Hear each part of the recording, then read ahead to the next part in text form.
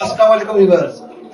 आज हमने मदऊ किया है खुरम जहांजेब को, जो physical instructor, fat diet planner, gym instructor और डायबिटीज कंट्रोल विदाउट मेडिसिन है। तो व्यूअर्स, आज का प्रोग्राम हमारा रमजान डाइट प्लान के बारे में है। कई लोगों ने सवाल किए हैं जिनके जवाब आज हमारे इस प्रोग्राम में खुरम जहांजेब साहब देंगे। खुरम साहब, आप कैसे हैं? आपकी तबीयत कैसी है? शुक्र अल्लाह का शुक्र है जी। आप सुने? शुक्र अल्हम्दुलिल्लाह, अल्लाह का करम है। पहला सवाल आपसे करेंगे कि रमजान में इंसुलिन और मेडिसिन किस तरह ली जाए। पहली बात तो ये कि रमजान मुबारक ऐसा मुबारक महीना है कि इसमें जब हम रोजा रखते हैं, फास्टिंग करते हैं, तो इससे शुगर रिवर्स आता रहता है। ये ऐसा बाबरकत महीना है। दूसरा ये कि जिनका फैट है, जो मोटे हैं, जिनको टाइप 2 शुगर है, तो उनका टाइप 2 शुगर जो है वो रिवर्स आता रहता है। रमजान मुबारक की वजह से, एक फास्टिंग की वजह से उनका, यानी मैं आपको एक मिसाल देता हूँ कि हमारे जिस्म को जरूरत है 2500 कैलोरीज की। जब हम अपने जिस्म को देते हैं, हमारे जिस्म को जरूरत है 2500 कैलोरीज की, तो जब हम अपने जिस्म को 1200 कैलोरीज देते हैं, तो वो क्या करते हैं कि वो उससे जरूरत है 2500 कैलोरीज की, तो वो फैट को उठाते हैं, इस्तेमाल में लाता है। यानी मैं आपको एक मिसाल देता हूँ कि आपके घर का खर्चा है 1000 रुपये खर्चा है, तो आप घर में 2000 रुपये खर्चा देते हैं, तो आपकी बीवी क्या करती है कि 1000 रुपये खर्च करती है, 1000 रुपये जो है संभाल के रखती है, एक जगह, दूसरी जगह, तीसरी जगह। इसी तरह हमारे जिस्म को अगर 2500 कैलोरीज की जरूरत है, तो हम उससे 5000 कैलोरीज दे रहे होते हैं, 6000 कैलोरीज दे रहे होते हैं। तो उसका क्या होता है कि वो फैट को जो है और 2500 कैलोरीज वो ले लेता है, मगर इससे ज्यादा जो है ये फैट की सूरत में स्टोर करता रहता है। लव हैंडल्स बन जाते हैं, पेट लटकने लगता है, मोटापा आ जाता है। जब हम फास्टिंग पे आते हैं, कीटो डाइट पे आते हैं, जब रमजान मुबारक आ जाता है, तो उसमें जो है खुराक जो है कम मिलने लगती है, यानी जरूरत 2500 कैलोरीज की 1000 कैलोरीज मिलने लगती है। तो फिर क्या करते हैं, जिस्म को 2500 कैलोरीज की जरूरत है, वो खामखा लेगा ये 2500 कैलोरीज। तो वो क्या करते हैं, वो फिर इस चर्बी को इस्तेमाल में लाते हैं। किस तरह आपके घर का खर्चा जो है, मैंने कहा है कि 1000 रुपए है, तो आप 2000 रुपए देते हैं। जब आप खर्चा 500 रुपए देने लगते हैं, घर का खर्चा 1000 रुपए, तो आपकी बीवी क्या करती है, आपकी बीवी एक जगह से दूसरी जगह से जो पैसे जमा किए होते हैं वो लेके इस्तेमाल करती है, करते करते आखिर में वो पैसे भी खत्म हो जाते हैं। इसी तरह जिस्म की मिसाल भी है कि अभी जिस्म को जरूरत है 2500 कैलोरीज की और आप 1000 कैलोरीज दे रहे हैं, तो वो जो है वो फैट की सूरत में वो उसे इस्तेमाल में लाता रहेगा। इस तरह एक तो आपका फैट खत्म होता रहेगा, दूसरे कि आपका फैट जो ही नीचे आता रहेगा, आपका शुगर जो है वो भी नीचे आता रहेगा। ये जो टाइप 2 शुगर के मरीज जो है, ये रोजे जो है, रोजे उनके लिए बहुत अच्छे हैं। अच्छा, अभी दूसरी बात आपने जो कही है इंसुलिन के बारे में, तो ये याद रखें कि जिन लोगों का इंसुलिन लेवल, जिन लोगों का शुगर जो है वो 250 से कम है, तो ना ही उनको कोई इंसुलिन लगाने की जरूरत है और ना ही उनको कोई मेडिसिन खाने की जरूरत है। दूसरा ये कि जिन लोगों का शुगर जो है 250 से ज्यादा है, अप है, तो अगर वो फॉर एग्जांपल आम रूटीन में वो 30 सीसी लगाते हैं, तो रमजान मुबारक में वो 15 कर दें, आधा कर दें। अगर वो 2 गोलियां खाते हैं, तो रमजान मुबारक में 1 गोली खाएं। मगर तब जब वो अपनी खुराक को और अपनी डाइट को सही रखेंगे। अब ये नहीं है कि एक इंसान रोजा खोलते हुए शरबत भी पी रहा है और आलू भी खा रहा है और जो डाइट में नहीं है वो सब कुछ खा रहा है, तो उसकी वो परहेज जो है वो इस तरह हुआ कि जैसे उसने पतंग उड़ा और एकदम से उसने डोर छोड़ दिया और पतंग आसमानों में चली गई। तो अभी तक वो शुगर को कंट्रोल करता रहे और आखिर में आके उसने एकदम से शुगर को ऊपर अप कर दिया, तो वो फिर इंसुलिन डबल लगाएगा। सही जी, बिल्कुल आप सही कह रहे हैं। अच्छा, एक दूसरा सवाल आपसे मैं कर रहा हूँ कि रमजान में सहरी में क्या खाया जाए और अफ्तारी में क्या खाया जाए, इसके बारे में आप क्या बताना पसंद करेंगे अपने व्यूअर्स को? अच्छा, बात यह है कि ये रमजान मुबारक में सहरी में ऐसा काम करें कि एक गंदम जो है, देखें 3 चीजें आप छोड़ दें। शुगर का पेशेंट अगर 3 चीजें छोड़ देगा तो उसका शुगर कम हो जाएगा और रिवर्स आते लगेगा। देखें, एक जो है वो गंदम छोड़ दे, दूसरा जो है वो ऑयल छोड़ दे। अच्छे से अच्छा ऑयल भी जो है वो भी खराब है, उसमें भी ट्राइग्लिसराइड है, कोलेस्ट्रॉल है। तीसरा चीनी छोड़ दे। अभी आप कहेंगे ये 3 चीजें छोड़ दे, तो फिर वो क्या इस्तेमाल करेगा? तो एक जो है बाजरे के आटे की रोटी खाए, बाजरा लिया उसके आटे की रोटी बनाए। दूसरा उसके साथ वो जौ का आटा मिक्स कर दे, गंदम का उसका गंदम तो उसने बिल्कुल ही छोड़नी है, जी। तो बिल्कुल ही छोड़नी है। जी। तो ज्वार का आटा जो है, ज्वार का आटा उसके साथ मिक्स कर दे। दूसरा जो है, अगर अफोर्ड कर सकता है तो जैतून का तेल अफोर्ड करे, जैतून का तेल खरीद ले। अगर जैतून का तेल अफोर्ड नहीं कर सकता तो वो फिर कोकोनट ऑयल इस्तेमाल करे। अगर कोकोनट ऑयल भी अफोर्ड नहीं कर सकता तो फिर सरसों का ऑयल इस्तेमाल करेगा। अच्छा, सरसों का ऑयल लोग इसलिए इस्तेमाल नहीं कर सकते कि उसमें जायका होता है, स्मेल होती है। तो उसका बड़ा आसान तरीका है, 1 लीटर आप सरसों का ऑयल ले आए और उसमें 3-4 पीस लहसुन के डाल लें और उसे खूब उबालें। तो जब वो उबल जाता है तो उसके बाद उसका ना जायका रहता है और ना उसकी स्मेल रहती है, वो आम तेल जैसे हो जाता है। तीसरा ये है कि चीनी की बजाय वो स्टीविया इस्तेमाल करे। स्टीविया एक ऐसा पौधा है जो चीनी से 16 गुना ज्यादा मीठा है। बिल्कुल नाजरीन, इस बात पे आप गौर कीजिएगा, इसके बारे में थोड़ा तफसील से बताइएगा। अच्छा, ये जो है स्टीविया एक ऐसा पौधा है जो चीनी से 16 गुना ज्यादा मीठा है और शुगर लेवल उसका 0 है। जी। वो अगर आप पत्ते आपको मिल जाएं तो आप 4 पत्ते एक गिलास दूध में डाल के उसे उबाल लें, वो आप पिए। अच्छा, सहरी के टाइम जो है, सहरी के टाइम आप ऐसा काम करें कि आपको बहुत जी चाहता है कि घी वाली चीज खाऊं या पराठा खाऊं, तो आप जौ के आटे की और ज्वार के आटे की और ज्वार के आटे की रोटी जो है, हाँ जी। ज्वार का आटे, इन तीनों आटों को मिक्स कर लें अच्छा। और जैतून के तेल में अपने लिए पकाएं, ठीक। जैतून के तेल में फ्राई करें।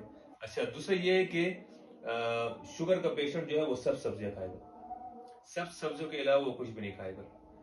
अगर फैटी लिवर है और कमजोरी है, यानी बदन में कमजोरी है, मोटा नहीं है, वेट उसका 70 है, 70 से अबव नहीं है, तो फिर वो कीमा भी खा सकता है बगैर चर्बी वाला, वो अपने लिए गोश्त भी सुर करके खा सकता है। सही। जी। तो ये उसके लिए बेहतर, और बीपी जिसका हाई नहीं होता उसके लिए। मैं बता दें। अच्छा, अफ्तारी के बारे में यह है कि जब वो अफ्तारी अपने लिए तैयार करें तो उसमें ऐसा काम करें कि 1 गिलास दूध गर्म कर लें मलाई के बगैर, उसमें स्टीविया डाल लें अपने लिए और उसके साथ अफ्तारी करें ताकि बदन में ताकत आए। जी। अच्छा, उसके बाद अगर वो चाहते हैं कि आलू पकौड़े खाऊं तो अपने लिए पनीर ले लें, पनीर को खूब मजेदार फ्राई कर लें और पनीर भी खाएं। बेहतर है, बेहतरीन चीज है बेहतरीन पनीर चीज भी। है। जी।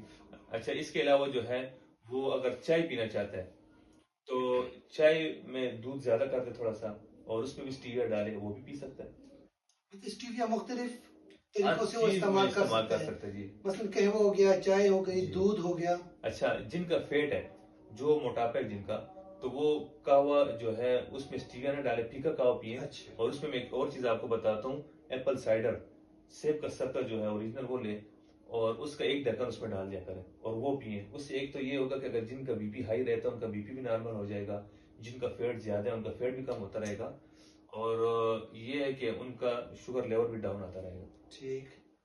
और मैंने आपसे फ्रूट के बारे में पूछा था, कौन कौन सा फ्रूट वो इस्तेमाल कर सकते हैं इस दौरान? अच्छा, फ्रूट में एक तो ये कि फ्रूटोज है। फ्रूटोज का मतलब ये है कि हर फ्रूट जो है वो 4 गुना ज्यादा मीठा है। अगर फॉर एग्जांपल एक सेब जो है, अगर एक पेशेंट ने एक दिन में एक सेब खाया तो फिर वो कुछ और फ्रूट नहीं खाएगा। ठीक। दूसरे दिन पे अगर उसने अमरूद खाए हैं तो वो कोई और फ्रूट इस्तेमाल नहीं करेगा। तो सेब दिन में 1 इस्तेमाल कर सकते हैं, अमरूद जो है वो 2 दाने इस्तेमाल कर सकते हैं, स्ट्रॉबेरी जो है 5 से 6 दाने इस्तेमाल कर सकते हैं, और माल्टा जो है वो भी 1 या 2 दाने इस्तेमाल कर सकते हैं।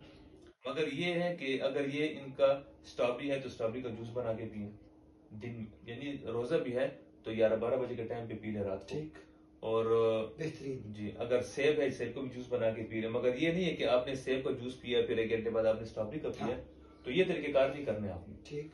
बस एक दिन सेब, दूसरे दिन अमरूद का, मतलब डेली मुख्तलिफ किस्म के फ्रूट्स वो इस्तेमाल कर सकता है, मगर खाने ये की कि सूरत में भी और जी, मगर इसमें भी कुछ जूसेस की सूरत चीजें, में भी। इसमें ये है कि अभी तरबूज जो है वो इस्तेमाल नहीं कर सकती, ये जहर है, ठीक। इसमें ग्लाइसेमिक इंडेक्स है।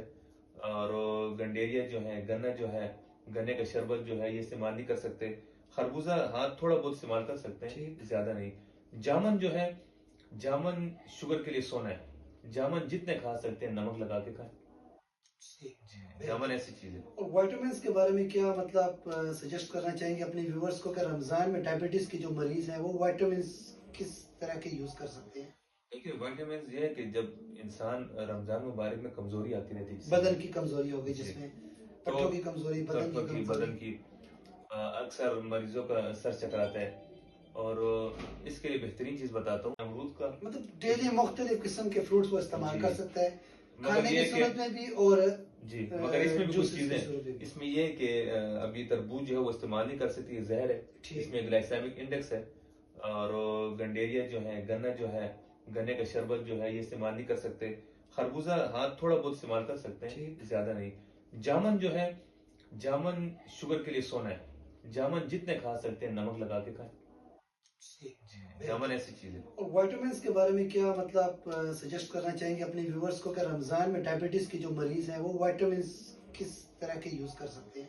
देखिए विटामिन ये है कि जब इंसान रमजान मुबारक में कमजोरी आती रहती है, बदन की कमजोरी हो गई जिसमें पट्टों की कमजोरी, बदन की बदन कमजोरी, की अक्सर मरीजों का सर चकराता है। और इसके लिए बेहतरीन चीज बताता हूँ कि कोशिश करें कि जिन लोगों के बदन में कमजोरी है वो अपने लिए हड्डियां लाएं, गोश्त वाली हड्डियां लाएं, उसकी यखनी निकालें। तो हफ्ते में 2 से 3 मरतबा ये इस्तेमाल करें उनकी यखनी। जी। एक तो ये, दूसरा ये है कि हफ्ते में एक दिन पांचे खा लिया करें। पांचे का शुरबा ना खाएं, सिर्फ वो सफेद पांचे हैं वो खाएं, वो बेपनाह ताकत देता है शुगर के पेशेंट के लिए। अच्छा कलेजी जो है, कलेजी हफ्ते में एक दिन 2 दिन खा लिया करें, थोड़ी सी, ज्यादा नहीं, 4 से 5 पीस, ये भी ताकत देता है। अच्छा इसके अलावा जो है फिश ऑयल मिलते हैं, अगर मछली खा सकते हैं हफ्ते में 2 मरतबा खाएं, 3 मरतबा खाएं, 4 मरतबा खाएं। मछली का कोई साइड इफेक्ट ही नहीं है, मगर ये है कि आपने आम ऑयल में उसे फ्राई नहीं करना है, आपने जो है उससे सरसों के ऑयल में फ्राई करना है। अगर ऐसे नहीं कर सकते तो कोयलों के ऊपर जो करते हैं, बारबेक्यू टाइप कोयलों के ऊपर, जी जी जी, उस पे फ्राई करके आप मसाला, हल्का हल्का सा मसाला डाल दें अपने टेस्ट का और वो इस्तेमाल करें। अच्छा अक्सर लोग जो हैं अगर सहरी में अंडा भी इस्तेमाल कर सकते हैं, जिनका बीपी हाई नहीं होता वो अपने लिए ऑमलेट बना ले, ऊपर काली मिर्च डाल लें, मजेदार से ऑमलेट बना के भी खा सकते हैं। बेहतर। जी। अच्छा दूसरा ये है कि ब्रेड नहीं इस्तेमाल करें। ब्राउन ब्रेड जो है वो भी असल में शुगर है, ब्राउन ब्रेड में भी शुगर है। ये डॉक्टर डेवन बेसेट की मैं एक बुक पढ़ रहा था, उसमें उसने सारे जितने भी ब्रेड है इनको लेके उसने चेक किया, उसने कहा कि यही शुगर है, शुगर तो इसमें भी है। और लोगों 99% शुगर तो इसी में ही है। और लोग जो है वो ये जो कंपनीज जो है ये लोगों को धोखा दे रही है। अच्छा गंदम का मैं क्यों लोगों को कहता हूँ कि गंदम इस्तेमाल न करें। आप पूरा दिन परहेज करते हैं और आपने एक गंदम की रोटी खा ली है, तो एक गंदम की रोटी में 70% शुगर है, तो आपकी तो परहेज गड़बड़ हो गई, आपकी परहेज तो तबाह हो गई, मतलब पूरे दिन की जो मेहनत थी वो तो जाया हो गई है। तो इसलिए कोशिश करें कि गंदम से परहेज करें, और सारी तबाही की जड़ जो है ये गंदम है। बेहतर। और घी से परहेज करें, जंक फूड, फास्ट फूड, इन चीजों से परहेज करें। अच्छा चीनी के मुतबादिल भी मैंने आपको बता दिया कि स्टीविया इस्तेमाल करें, फ्रूट में मैंने आपको बता दिया कि अच्छा बेकरी की चीजें इस्तेमाल न करें, बेकरी की A to Z चीजें जितने भी है वो इस्तेमाल न करें।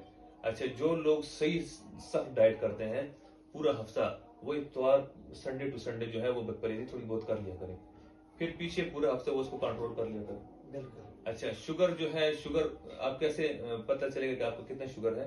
तो आप 8 घंटे की, यानी आपने जब रोजा रखा है, जब रोजा इफ्तार करने लगते हैं तो उससे 1 घंटा पहले अपना शुगर टेस्ट कर लिया करें, वो आपको आपका सही एक्चुअल शुगर लेवल बता देता है आपको कि आपको इतना शुगर चल रहा है फास्टिंग का। ठीक जी।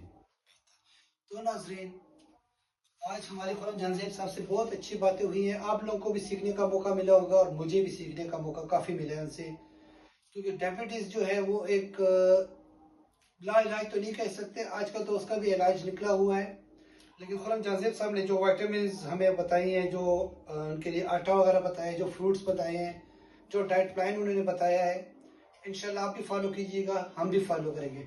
शुक्रिया खुरम जहांजेब से, thank you sir, Allah Hafiz.